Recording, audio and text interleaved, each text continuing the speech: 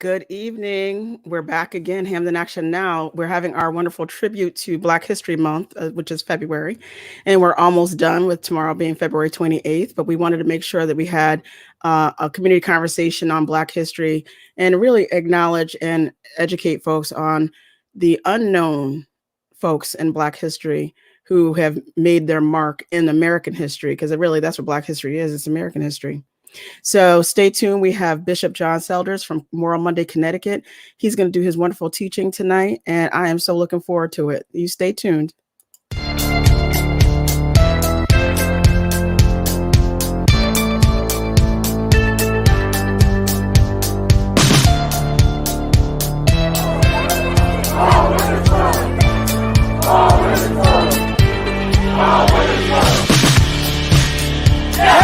Let's go! Ho, ho!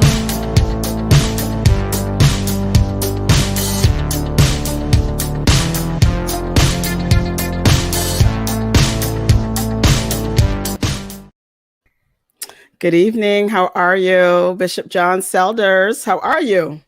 I am good. I am good. Before I get even cranked up, let me say thank you for what you are doing in the lives of in this community. Your work, this platform particularly, but your overall work. You I see as a modern day Fannie Lou Hamer. You got sick and tired of being sick and tired, I and sure you went to did. work. And I want to say how proud I am of you. How proud I am of the coalitions you are participating in, and the presence you as a single Black woman is making, the difference you're making in the lives of this community, your community, but the state of Connecticut, and by extension, the entire country and world. Thank you. And I want to say that straight up right from the beginning, because once I get started, I get lost in the weeds. Well, thank you so much, and I appreciate you. So let's talk about some Black history, because I know that Black history, we know about Martin Luther King. Some know about Malcolm X. Some know about Frederick Douglass and Marcus Garvey and W.E.B. So let's talk about some others.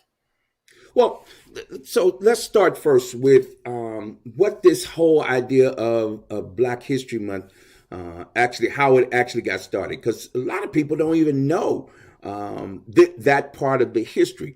In 1926, Dr. Carter G. Woodson proposed that we have what he called at that time Negro History Week. All right, Negro History Week, and he proposed that out of a couple of things, and let me do some setup to 1926. In 1916, Carter G. Woodson founded the Journal of Negro History in 1916. All right, he launched a couple of things in the context of that. One of which was back then, it was a kind of weekly reader. Do you remember the weekly readers in school? Were you a part of? So let me tell you what the weekly reader was. I subscribed to the weekly reader. The weekly reader was something that was distributed to us in school. You signed up for it, and it was a dollar or 50 cents or whatever.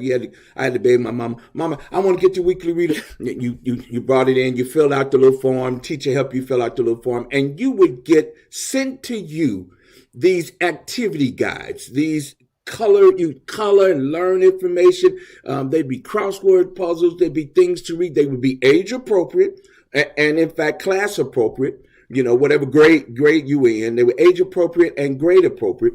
And we subscribed to them. It was a publication. It came to the house. Then you would get stuff at school related to it.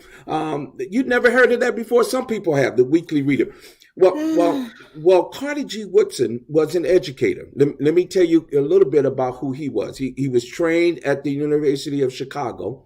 He ultimately got his PhD. He was the second Black person to get a PhD from Harvard.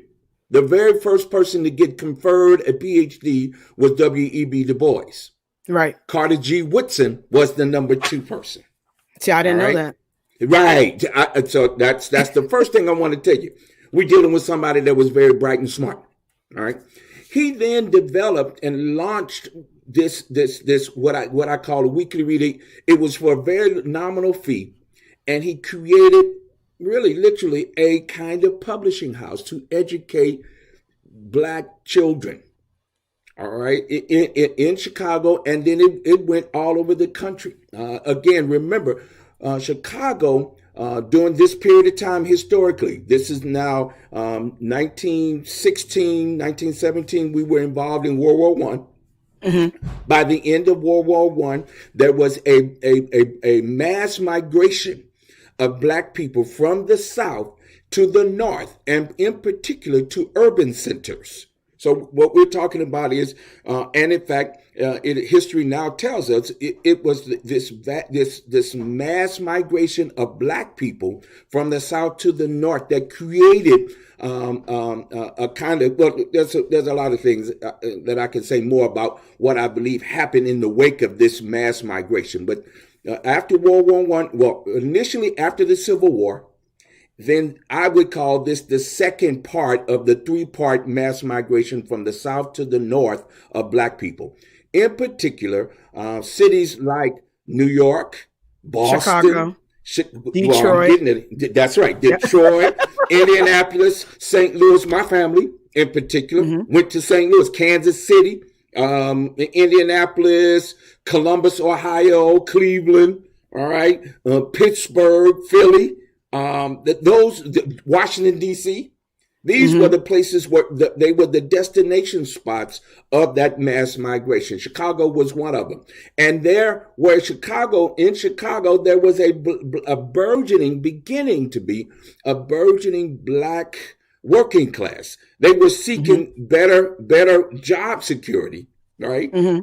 For their families. So daddies and dudes and guys would and some women would and their families in tow would arrive in these cities. And of course, there was all of the social services that needed to happen to make that all hook up. Drop in Carter G. Woodson, who was now, as an educator, he was challenged with trying to figure out how do we help young people and families learn and gain this information and somehow get exposed to this information. He himself was the son of a former enslaved person from Virginia, born in Virginia, right? Wow. Right. And so Carter G. Woodson proposed this Negro History Week. So again, I'm going back to 1916 when he started the Journal of Negro History. I'm sorry, yes, okay. the Journal of Negro History. And then he was working on educating and figuring out systematically how do we talk about Black folk and their contributions to America. Let me be very clear from the onset. Black history is American history. Yes, so to exclude it is to exclude telling the story of how America has become who it has become. Right? And so that was done with intentionality. That's exactly right. So a part of recovering American history is to recover the history that America doesn't want to tell. Right. Or wants to leave off. It is not a complete story of American history when you leave off the contributions to the very people who built America. It is the project of free work provided by enslaved peoples is how America got to be what and who she is in part. Mm-hmm. Economically, socially, right, politically, and otherwise. Yes. I'm coming back to that. So Carter G. Woodson proposed this Negro History Week, and it is funny. I used to hear all the time, yeah, that's right. We got Black History Month, right? We got the shortest month of the year. 28 days. Right. As if it was a conspiracy. Now, some could argue that or not. What historians believe is Carter G. Woodson actually noted this in his seminal work, The Miseducation of the Negro. All right. Mm-hmm. He wrote a book about all of this that was originally published in 1933. But what he said in the book is he chose February because it had a couple of interesting pieces to it. First of all, most would know historically that Abraham Lincoln is revered by Black people because he was the, quote, great emancipator. Don't get me started with the lies and the mythologizing that is going on with Abraham Lincoln. But I'm going to let that go for right now. All right. I'm going to let it go for right now. But clearly, arguably, in the early 20th century, Abraham Lincoln and Frederick Douglass were two preeminent important figures in African-American community, in the Black community of the early 20th century. All right. And so accordingly, Abraham Lincoln's birthday is the 12th of February, and Frederick Douglass' birthday is the 14th of February. So he thought, why don't we use that week to focus on Negro history? You see, so it was about actually bringing some importance and traditionalizing this celebration of Black contribution in the establishing of the timeline of history here in this country. That's the beginning of what we now call African American History Month. Now, I remember Negro History Week, that then turned into Negro History Month. That somewhere along in there, through there somewhere, in my lifetime, and probably in your lifetime too. I don't ask you your age, but probably in your lifetime too. You're on mute. Sorry, I remember too, but I choose not to say I remember. It's okay. I'm a child of the 1970s. Right, but so we remember it was Negro History Week, then it went to Negro History Month, and then somewhere along in there it became Black History Month, right? And historically, then obviously, from my beginnings up until I entered high school, I went to a Black school. I had Black teachers. I had Black principals. Mm-hmm. I was in the Black community, so we celebrated Black history all year long. So, right. We didn't wait till February to put up some posters and, talk about Black history. We talked about Black history as a point of departure anytime, at any space of time. But certainly during February, we made it was a big deal in my Black grade school. Yes. Mm-hmm. It was a big deal. So I wanted to begin our conversation about that bit of history that somehow gets, I don't know where that goes, but it gets swept up under somewhere or another and doesn't really get talked about. That this celebration of Black history in particular, with articles and resources and other pieces and things, was clearly just one of a number of different spaces and places where Black people could talk about Black people with a sense of pride, with a sense of reverence, with a sense of importance, because in fact, we are important to each other, or at least should be. We should be. We are important to each other, and our accomplishments are not only understood as the individual's accomplishments, but our people's accomplishment. Mm-hmm. I remember learning the fact that the first light, the traffic light, was created by a Black man. Wow. You didn't learn that at school. Well, maybe at your school you did. Not in my school here in Connecticut, we didn't. Right? Not in Norwalk, Connecticut. There are so many factoids of history of the contributions of Black people. I mean, the whole idea of blood and blood plasma and blood transfusion. Charles Drew. Charles Drew, Black man, and of course at a Black hospital in Chicago. Right. Right. What's so funny? I want to tell you about my mother. Lord, she passed away back in 2010, and she was 80 years old when she did. And me and my brother always talk about her all the time because as far back as I can remember, every year we picketed on Martin Luther King's birthday. That was our regular time to pick it. They had a presentation at the church.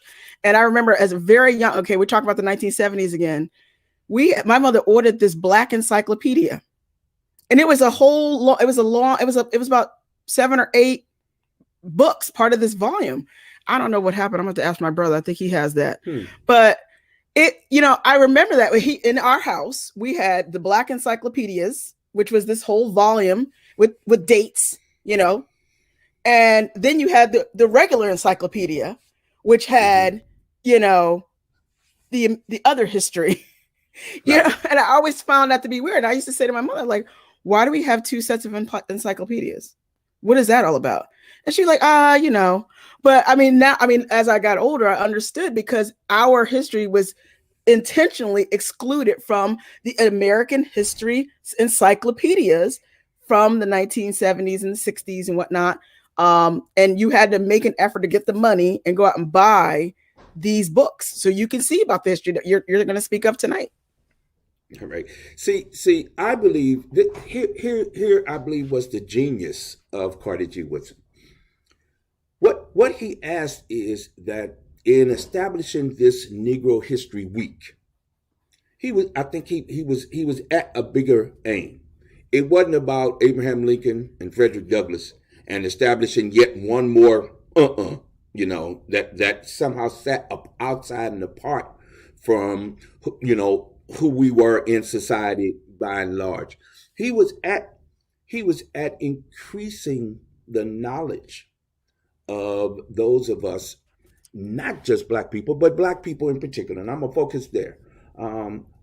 He was up to something bigger than just building a tradition. He was up to the aim of seeking information and studying knowledge of not just 1 or 2, 3, 4 people, but who we are as a people. Right. And then our contribution to the greater people, to counter the narrative that says, go back to your country. This is my country. Right. Right. And if the truth be told, let's really tell the truth. We are from somewhere, except for the Native American people, for which I claim a little bit of that, because there's some Native American blood that rolls in my veins as well. Right. Mm-hmm. So there is something very, very, very significant. And when you do find, people ask me all the time, what is your fascination with history? To know me is to know that I love history, and I can get off in the weeds of history in a heartbeat. Just ask me a question, I'll be gone. And my beloved says, baby, you're in the weeds. Just tell a little bit of it. First lady be like, okay, can you come on back? Come on back. You in the weeds, you way off. We have lost you, but we way back. Just could you tell us why that's important to this? So I'm gonna try to do that in this conversation. I'm gonna try to make some sense. But for me, the fundamental question is to study history and to remember it. Is then the project is to figure out, where do I fit? How do I belong to the larger narrative? And the fact of business is, you do belong. All right. Mm-hmm. You were there. The Black blood was shed at the beginning of the Revolutionary War. You ever heard of Crispus Attucks? Mm-hmm. Mm-hmm. In Boston, He was one of the first who was killed for this country. Don't tell me we don't belong. Every time you see the Capitol building, it's been in the news the last month and a half or so, because of the hillbilly horde that descended in the Capitol and liked it took over, right? But you can't think about that building, or you can't think about the White House and think about who built it. Right? That's right. When you look at it, you got to also think, who built that? It was Black people that built that thing. Right? That's right. It was a Black man that actually laid out how Washington, D.C. looks today. That was a Black man, Benjamin Banneker. So don't get it twisted. We are as American as apple pie Black people are. That's right. Period. Now, let's turn to Connecticut. We live here in Connecticut, and I'd love to spend the rest of my time talking about 2, 3, 4 individuals that, by and large, most people, and in particular black people, have never heard of, who are from Connecticut, who did extraordinary things, some of which are very, very connected to the work that you and I and some of our partners are involved in right today. All right. So can we do that? Sure. All right. I'm gonna talk about, since I'm a preacher, got to talk about black preacher man. Okay, so I'm gonna talk about it. Ever heard of a guy by the name of Lemuel Haynes? Lemuel No. Haynes. He's born in 1753. Guess where? Where was West Hartford, Connecticut. What? He was a veteran of the American Revolutionary War. And he is the first black man in the United States ordained by a church. 17 when? He was born in 1753. Lordy. When the Revolutionary War happened, he was a young man, 20-something years old. And he jumped into the fight. Let me tell you how he jumped into the fight. So, the people who had, of course, he was an enslaved person. You know, so don't let nobody tell you that we didn't have slavery here in Connecticut. That's another plenty myth. of it. That's another myth that I keep hearing that we say, oh, we didn't have. Yes, we did. We had. They were the authors of our Constitution. Yes. Just so you know. They were the authors of the Connecticut Constitution, were owners of slaves.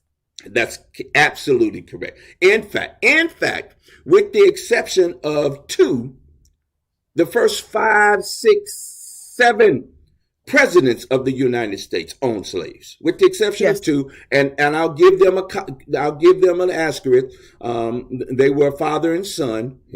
That should be another thing, dating back to what we were talking about. We got political crime families all over the place. The John Political Adams, legacy. yeah. John Adams and John Quincy Adams, President number 2 and President number 5, father and son.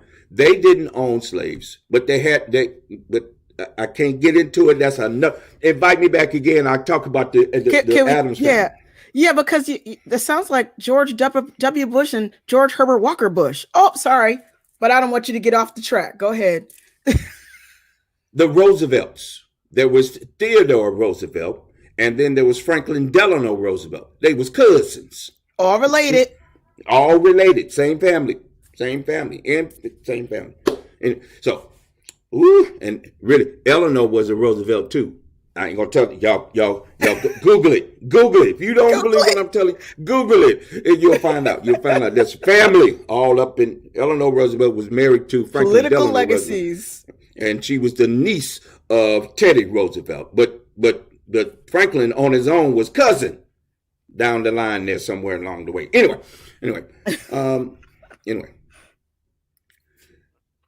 Lemuel Haynes, his enslaver, actually asked him, this is how this worked out. When during the Revolutionary War, you could say, I'm going to fight. I'm going to sign up. But I'm going to send the person that I own who will fight in my stead. I'm going to just wait on that right there and let y'all catch up on that.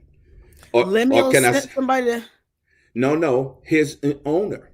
His enslaver. His enslaver sent him in his stead. That was a practice that was done. So in the record, it would say such and who and what fought in the Revolutionary War. Asterisk. His surrogate, Black Man John. Isn't that something? Oh my gosh. Right. In this particular, Lemuel was a part of the militia that fought in New York,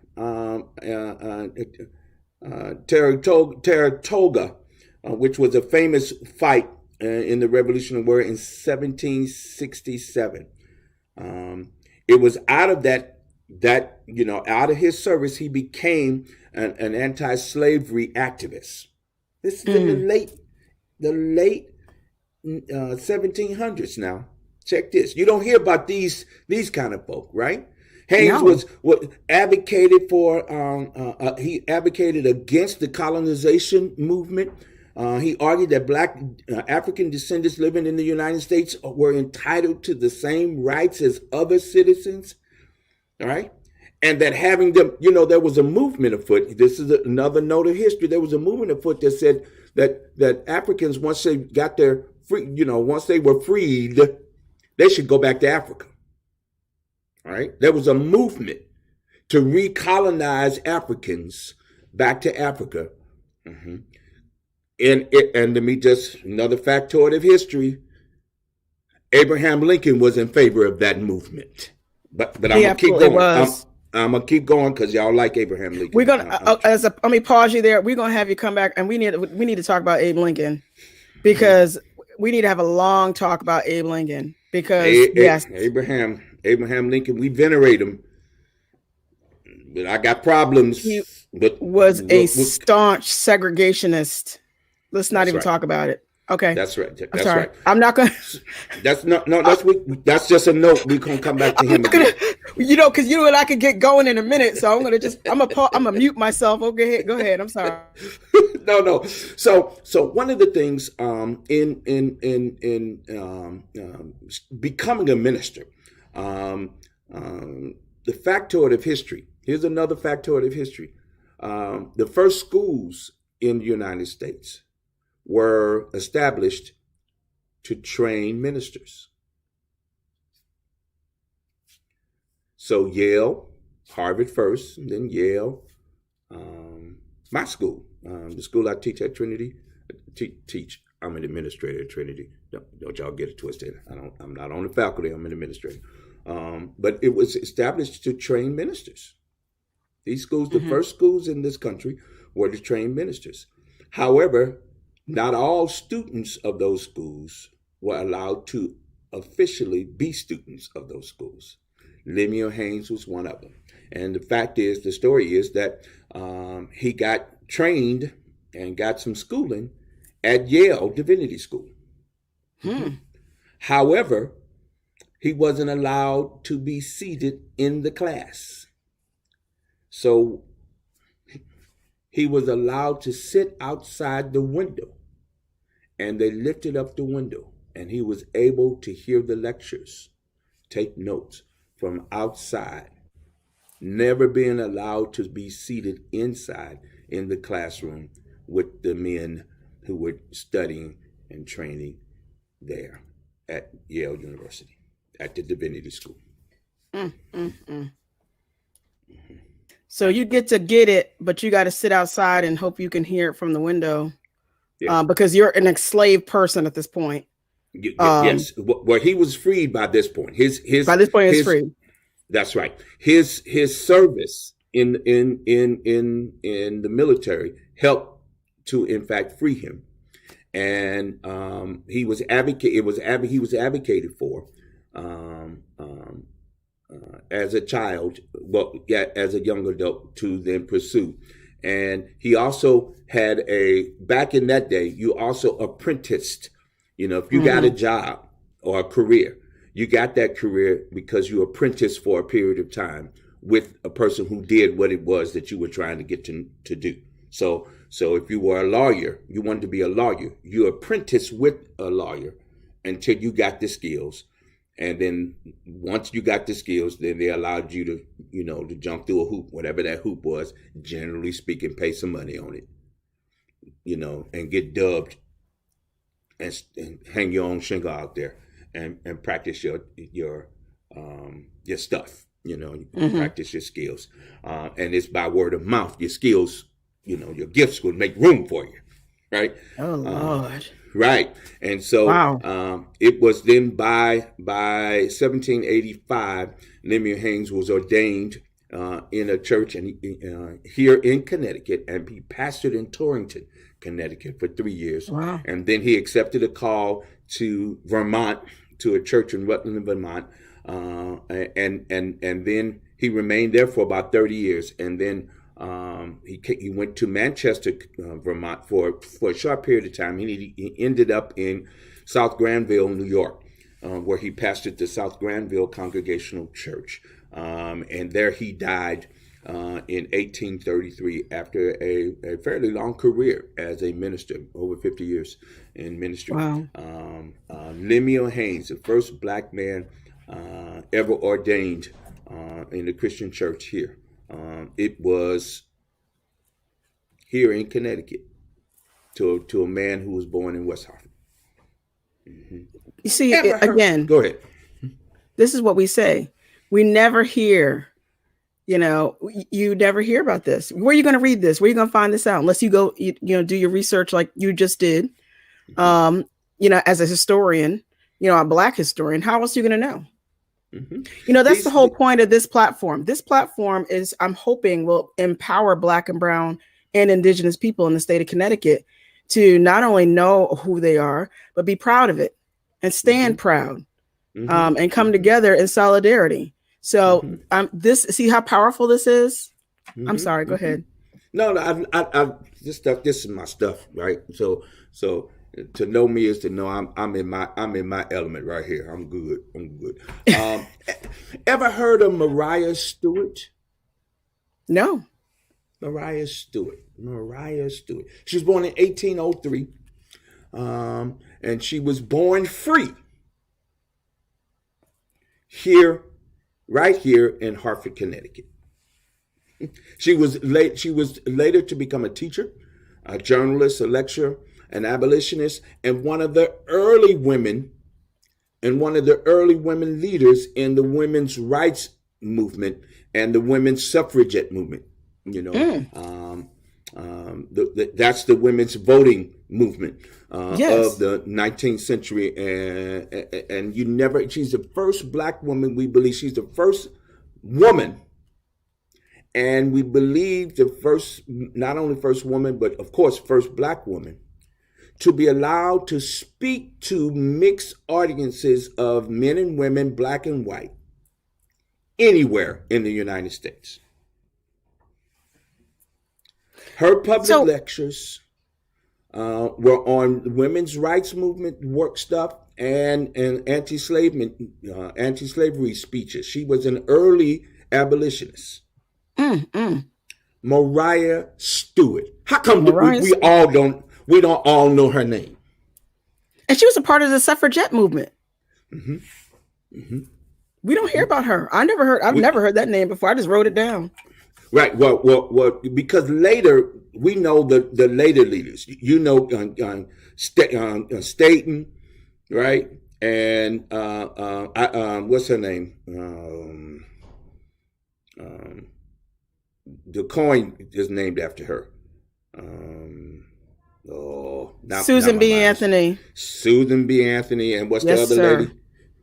And Katie Stanton. Stanton. That's who you hear, and you hear of them because 56 years later they were all the rave and in the news. But here, Mariah Stewart in early 1830s. Not only did she do a bunch of public speaking and lecturing, she also published. She was the first one, we believe, and some historians believe she was the first person to publish a political speech in writing, in pamphlets. Yes.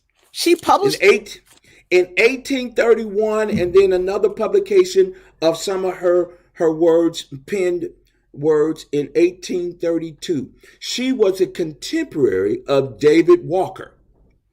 Now, you may not know who David Walker is. I know who David Walker. Okay, well, David Walker wrote a very famous book called David Walker's Appeal.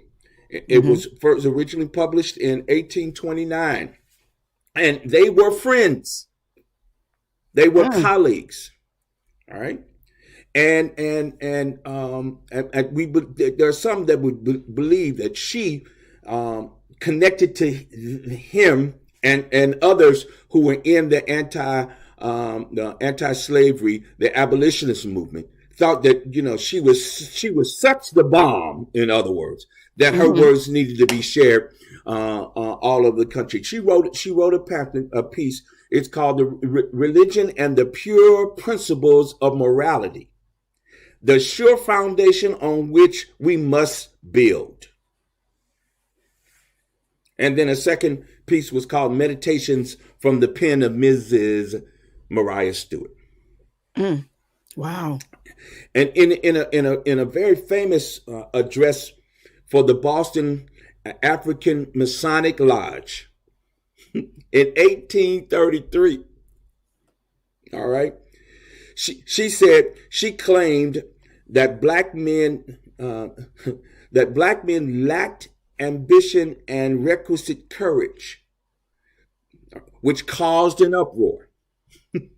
As a woman to say, men, she caused uproar now. All right. I could see that. And because of that uproar, she decided to step back. What her point was that she felt like women could take the lead. Mm-hmm. Okay. Now, you know, there's some say that was all misconstrued by the media of that time, the newspapers and all of that. But let me give you what she said. She said, "Our souls are fired with the same love of liberty and independence with which our souls are all fired. We are not afraid of them that kill the body, and after that do no more." That's one of her famous quotes. It is said of her later that this abolitionist advocate, Mariah Stewart, and her call for black people to resist slavery, oppression, and exploitation was certainly a radical idea in the late 1820s and in the 1830s. And Stewart's thinking and her speech making, it is said, influenced people like, of course, Sojourner Truth, Frederick Douglass, and others. Her original pieces and her original ideas are found in their writings later. Frederick Douglass and Sojourner Truth, she influenced that generation of speakers. We know who they are, but who they listened to was this woman by the name of Mariah Stewart. She later went on to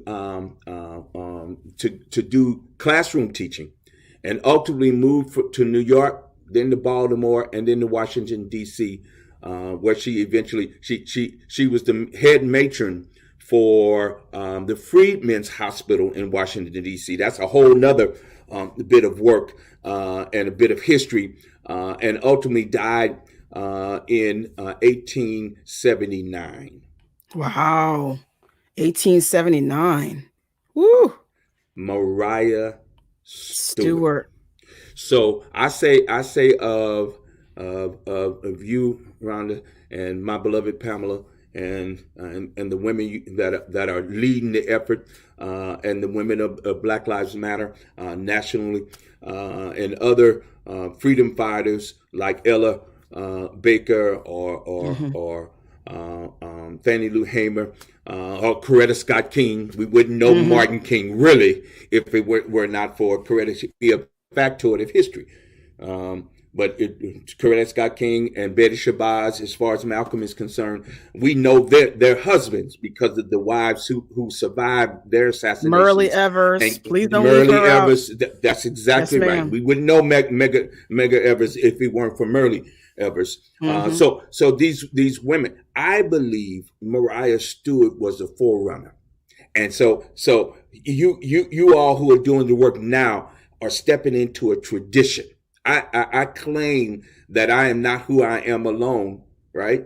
I am who I am because of the folk, obviously my mother and father who came together to conceive me, but they are from a people and families who have legacy, and they're from people who come from people. I'm from people, So when Jesse Jackson says I am somebody, he was talking about me. For I Me am too. somebody. Right. That's exactly right. That's And right. we come from and we are a part of a tradition of people who have been doing this since the very beginning, since before the beginning of this country.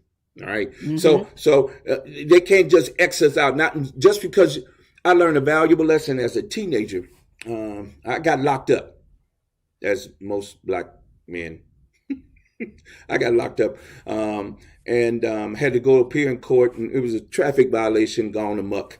And I well, I won't tell you the story about that. That's a private conversation for a different time.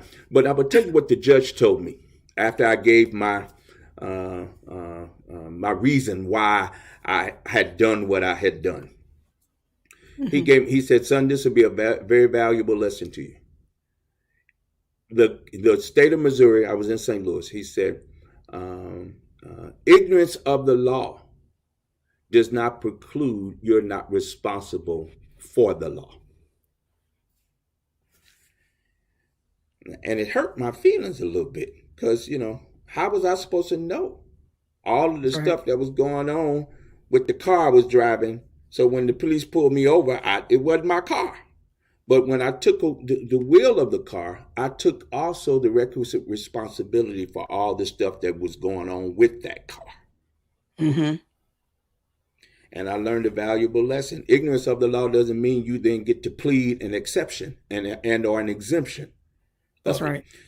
And what I want to say is that it is our responsibility to understand what our history is, right? And to understand that you come from some people who were doing the same things you do today. It is not Hmm. something new. We're practicing something old in this new day.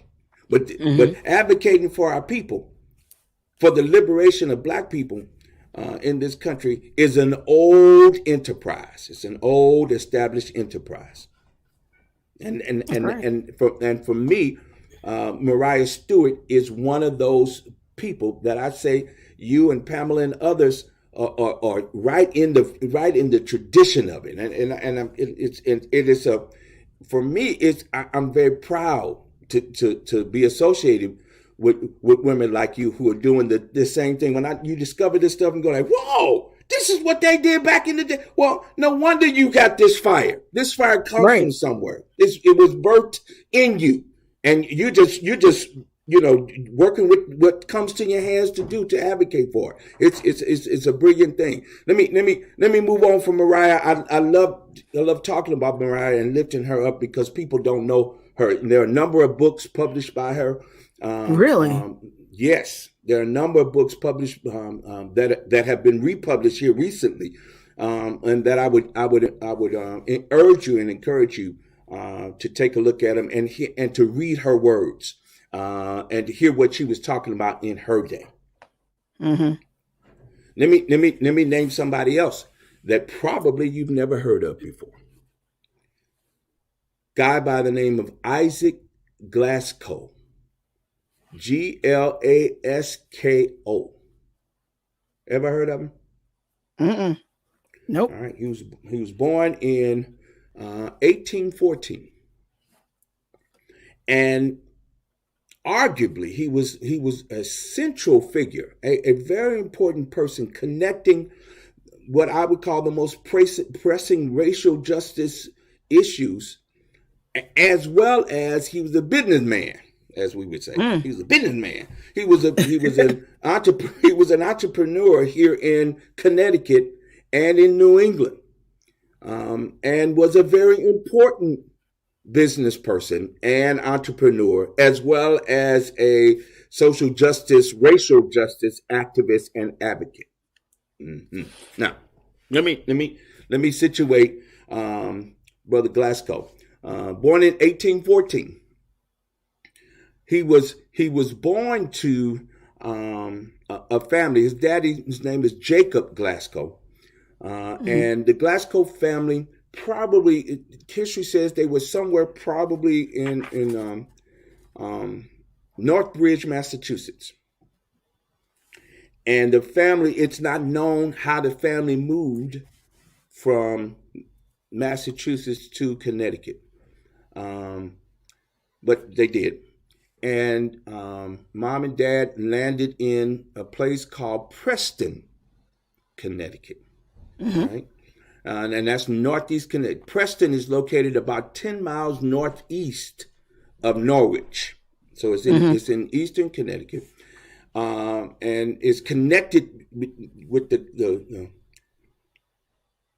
the connection of Preston to Rhode Island, Providence in particular, and Worcester, Massachusetts was probably that's a good, geographically. If you're trying to, do work and get business done, Preston was a good spot in between. Much like today, some would say where we are situated between New Haven and Hartford is a good space to be in if we're talking about the economic engines of our region, which is Boston, New York City, of course, and then Boston. Right. So we're in this nice little mix. In back in that day, the early 1800s, Preston would have been a good spot to be in between Worcester and Providence, the corridor there. All right. Now, the Glasgow family knew how to do. They bought a little bit of land, and they bought a house. And where the house was by a nearby tributary, waterwork, a place with water. And they ultimately, and the history is pretty vague on this, but I'm focusing in on it for the purposes of having you who are watching and listening understand the early 1800s, right? A black man with his wife and then children were born, bought land,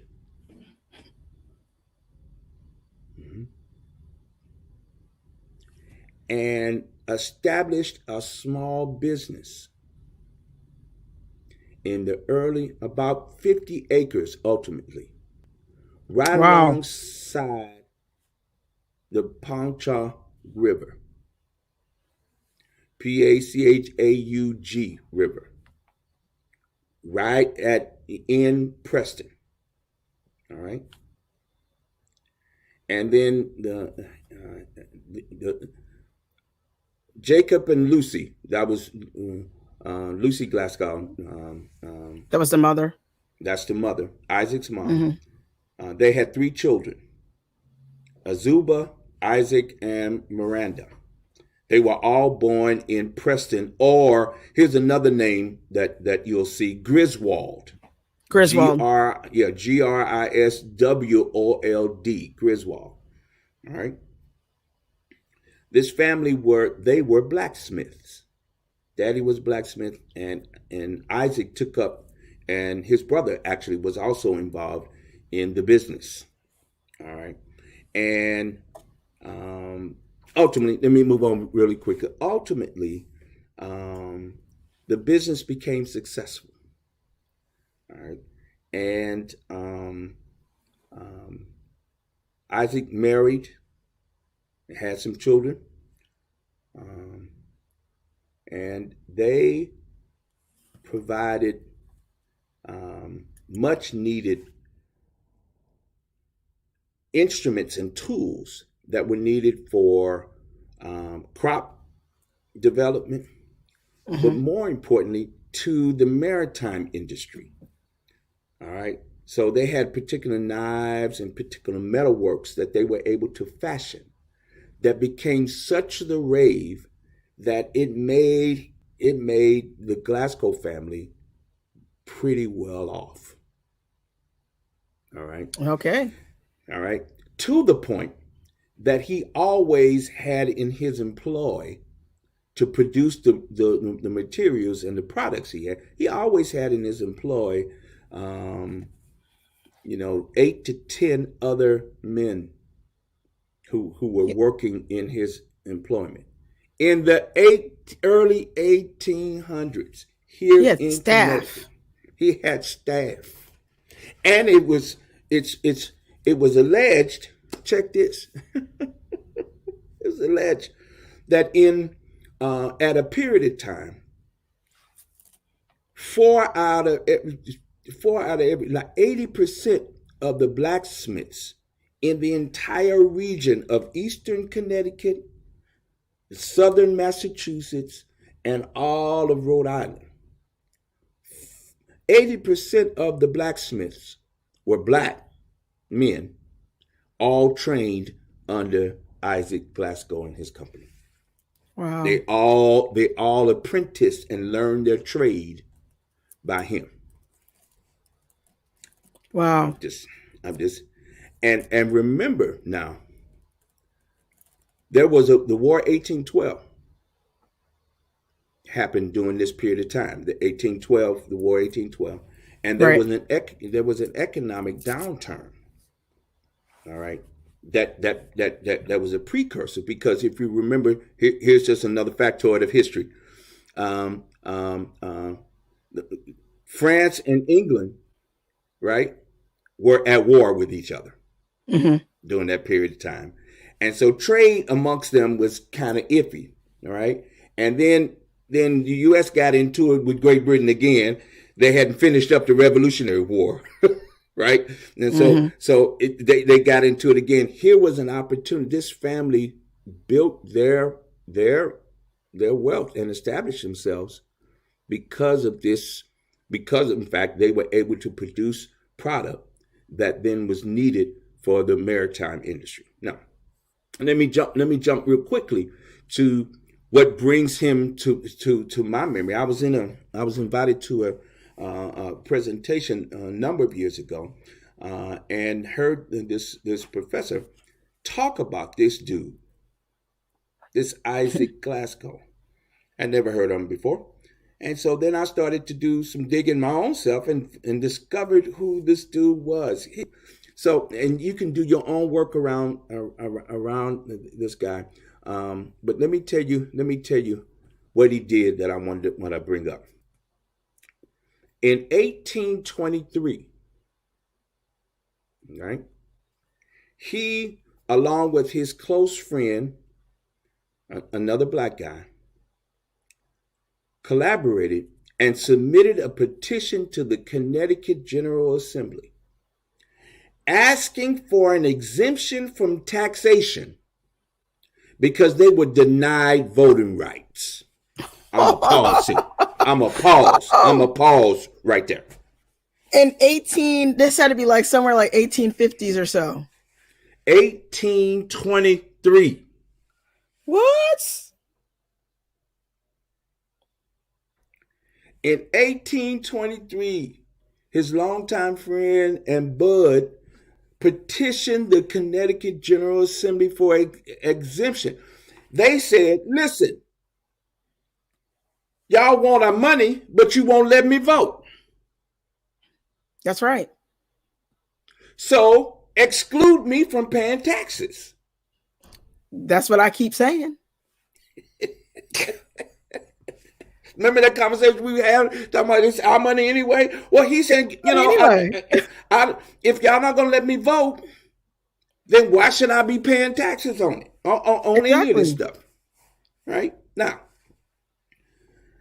let me just say, I raise it because Mr. Glasco was in part of about 8 or 9 or 10 other lawsuits. He got into a partnership with the guy, and somehow or another it went bad, and they sued each other. He was very active. How many of you ever heard of, or even did you know that black people had enough agency in the early 1800s to sue white folk? Well, they did here. In the 1800s.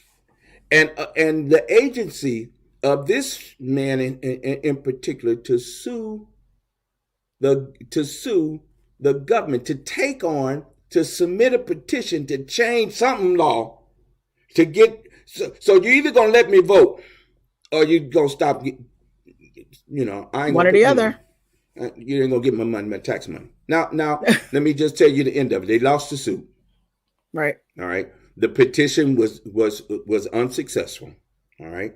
And black men in particular didn't get the right to vote here in the state of Connecticut until the 15th Amendment, which was ratified by the state in 1870. So Right. that's the fact of history. Let me one more piece of history. This family. So the daddy, then the son Isaac, and then his son, so impacted the region of Griswold, Preston Griswold. There is a village, there's a community called Glasco. I was about to say. However, here's the deal.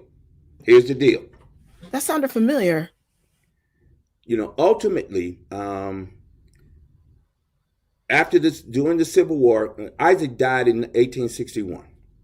Mm-hmm. So he did not live to benefit from the boom that the Civil War created for the kind of work that he did. So, but the that son maritime did. Work, right? The son did. Hartford was a big deal too. Let's be clear. The coat factory sold guns to both the North and the South during the Civil War. Mm-hmm. Mm-hmm. So, however, there was he died before the Civil War actually began, but the son benefited from it. Another company came in and really, we don't really know what happened, that their business declined, but ultimately they took over the business, the market. Another company came in, ran it for a while. All right. We know this through public records, of the activity. They got out the business, and then another business with the Glasco name and the family got back involved in the blacksmithing business and established a community there in Glasgow. Now they ultimately set up a little firm. There was a school, a general store. There was some houses built. There was a post office established. And through some clerical error, the name of the little town or the village went from Glasgow to Glasgow. So there's a little town in Connecticut named Glasgow, Glasgo, as opposed to Glasko. That's and it is believed that that's the remnant of that name is a placeholder for what was this family and their importance in Connecticut history. Wow. Like like a whole town was going to be named after these folks from 1800s. Mm-hmm. So here in Connecticut. Example, yes. So for example, we all know about Prudence Crandall's school for ladies and colored girls, right? That was in that part of the, in Willimantic, in that part of the eastern Connecticut. Isaac Glasgow's niece went to that school. Wow. Right? And one of his proteges, a guy by the name of George Fairweather, his wife also went to Prudence Crandall's school. All right. Remember all of this going on here. I just want to, I failed to reference this when we were talking about Mariah Stewart. Y'all remember during this same time, we were talking about David Walker's appeal. Nat Turner's rebellion took place, 1831 down south. All right. It is said that Nat Turner, who was a preacher, His activism and his work was largely influenced by David Walker's appeal, and some would say Mariah Stewart and other folk. So the connection of what people were thinking and inspired to do, and the work that they then were inspired to do in their own towns, in their own situations, were influenced by these writings and these appeals for Black people to actually shake off oppression and bondage, and begin to advocate and move for themselves, to build their own and to create their own, to establish their own, to get politically active, to press for the right to be done in their communities, right? Yes. I'm so encouraged by the story of Isaac Glasgow, who petitioned who petitioned the General Assembly. He said no. He said, since you won't let me vote, then you don't need to get my money. Give me an exemption of it. Right. Sounds like the stuff we're doing today, doesn't it? Right now. Sounds like the very kind of advocacy we're asking for right now. If you're gonna jump off of cannabis, if we're gonna legalize it, then you ought to make access fair for everybody to get involved, and for Black people in particular. And let's fix the laws and get Pookie and Ray Ray and them out of jail. Get them out and delete their record. And delete their record. Right. That's exactly right. That's exactly right. right. Let me raise up in the last minute, 2 minutes. I'm gonna raise up one more name of a person that you've never heard of before. Okay. All right. Amos Beeman. The Beeman family were part of a family that were enslaved. Amos's daddy, his granddaddy's name was Caesar. He was enslaved in Colchester. Here's another Amos, his great grandfather. In 1781, fought for his master again, his owner, and was subsequently given his freedom. And instead of taking his owner's name, which was the practice of many enslaved people, you would take the last name. Caesar created his own name to be his last name. Be a man. Oh, I love Beeman. it. Oh my God, that's so cool.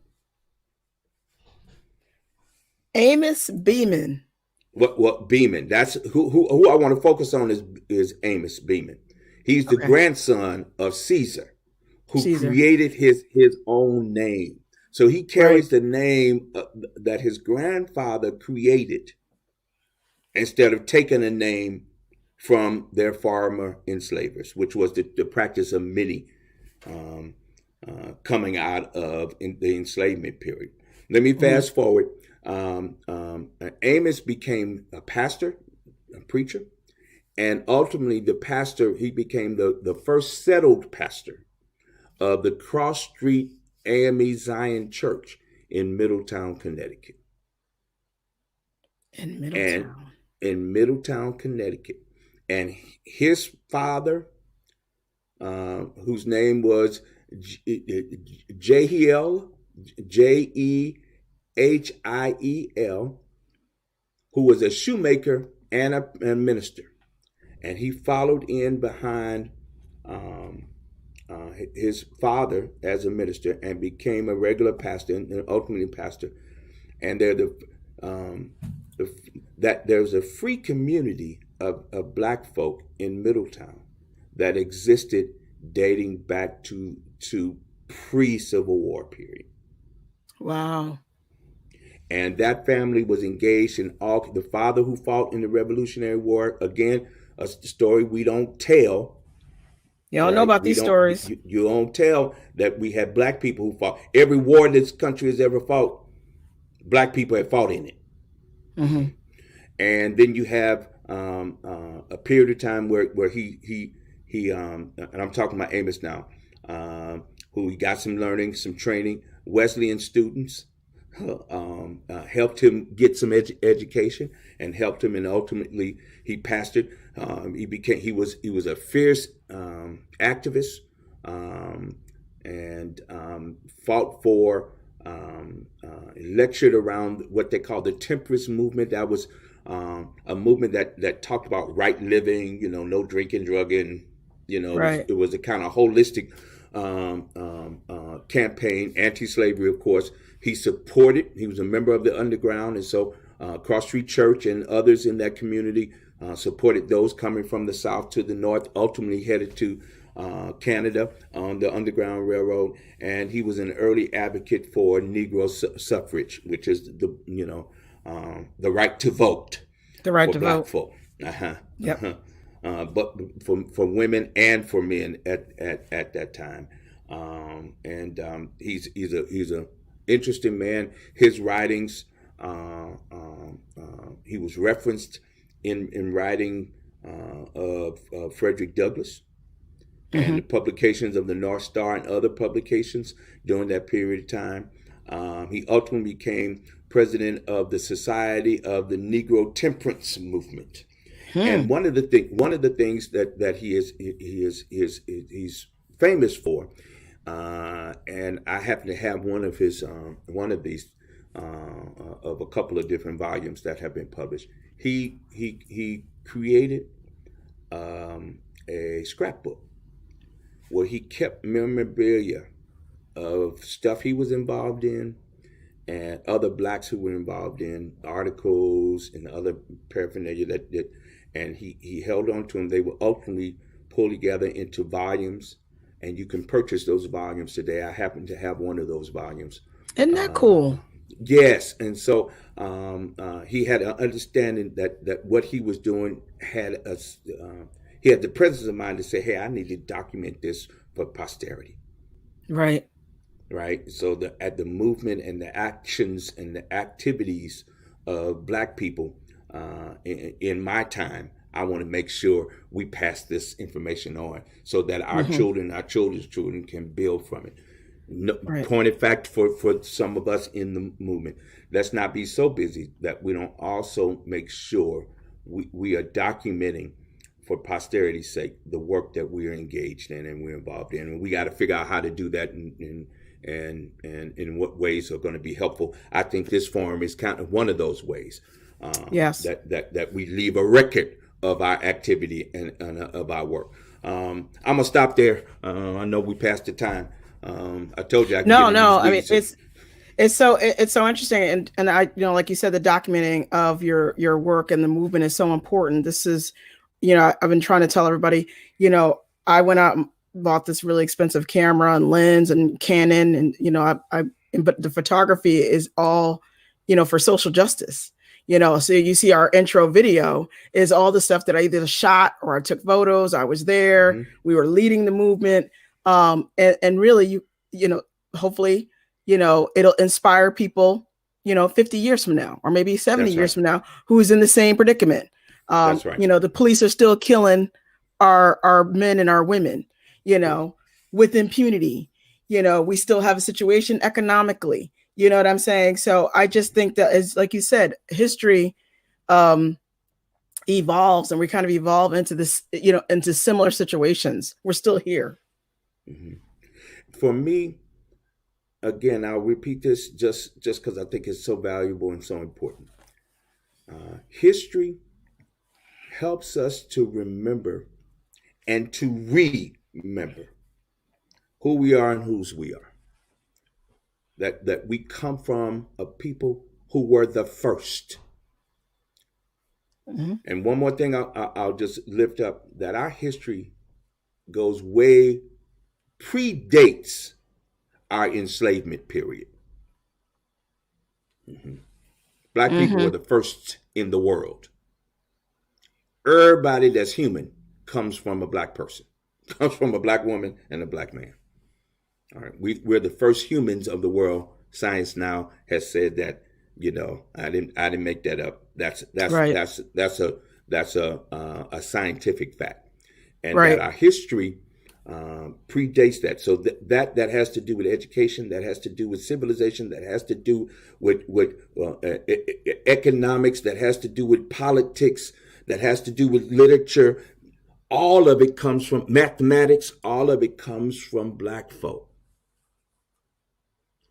I can hear my grandmother say, "Boy, I done forgotten more than you'll ever know."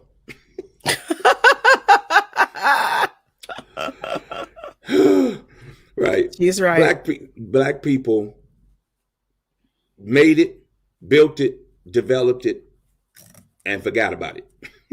Right. And you just now coming along thinking you discovered it. No. It's already been discovered. That's right. It's just, this is why it's so important. And I didn't want, February to go by without having a teaching on Connecticut Black history. And, because everybody thinks, Connecticut's in the north, so there were no slaves. No, wrong. Plenty of slaves here in Connecticut. And yes, they were in our legislature and they were your neighbors, and, they owned the land and they owned the people. We were an agricultural state, so they were working the land. I just find it interesting that you mentioned, being born free, which was, interesting. And you can come back and talk about that anytime, on how in the 1800s, the early 1800s, you were born free, and that there was a process to that. You just didn't, people weren't just born free, so we have to talk about that in the 1800s. So we need to talk about these things. In Connecticut. This wasn't in Mississippi. This wasn't Louisiana. This wasn't Alabama. This was in Connecticut.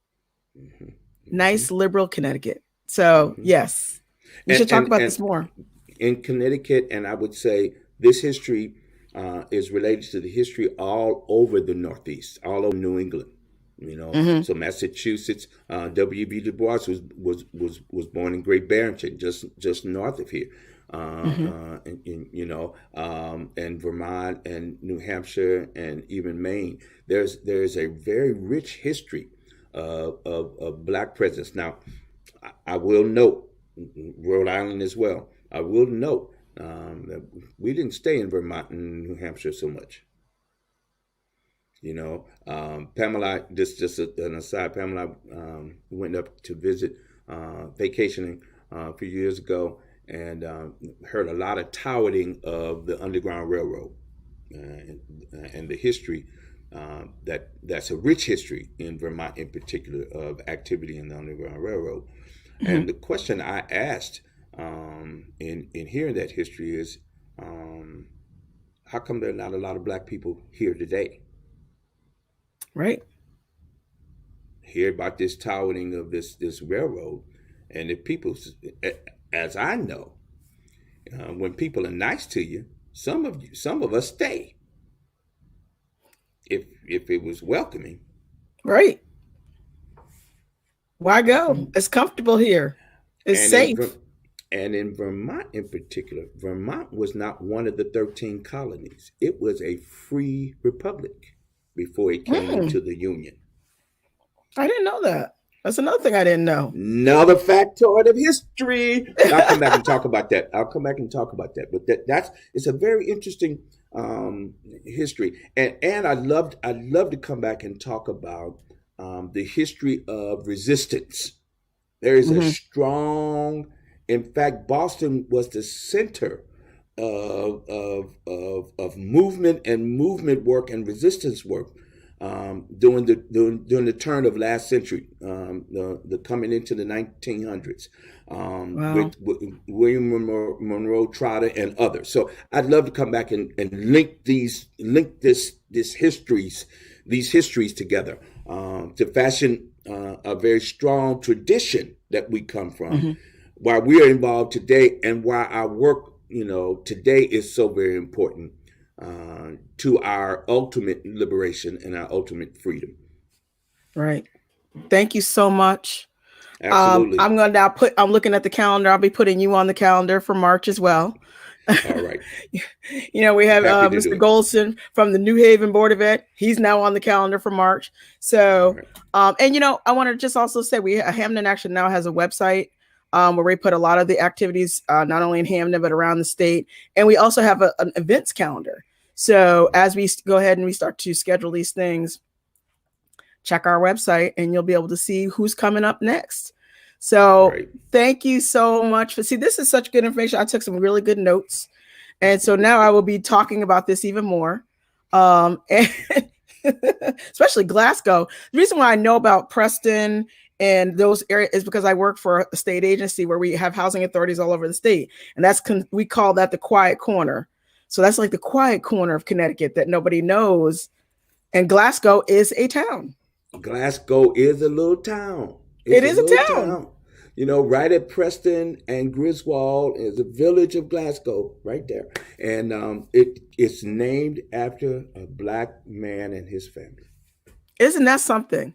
And a clerical era, just like they have here in Hamden, which we were supposed to be Hampton, Hamp. And somebody was like, you know, I got to go home early and cook. So let me, you know. And they come Hamden. Yes. And they would have you believe it's some stated name from England. We heard no. John Hampton was the guy who came here first. That's right. And you Hamden know, he was is actually the he was another interesting character too. I mean, he was also a person who was all about taxation with representation. And he was a big person that was like really mad about it, that, you know, if we can't get representation, then we're not going to give you our tax money. So, you know, a black man could advocate that, take that same argument and however not get a hearing and get shot down. That's right. In the 1800s. But John Hampton was heard. Yes, he was. So thank you so much. And I really appreciate everything that you are telling us. And we will have you on the calendar for next month, and we will send a flyer around to make sure everybody knows you're coming back. We will continue these chapters of Black history in Connecticut. I love it. Love it. Happy to do so. Thank you so much. Have a good evening and enjoy the rest of your weekend. All righty. Peace.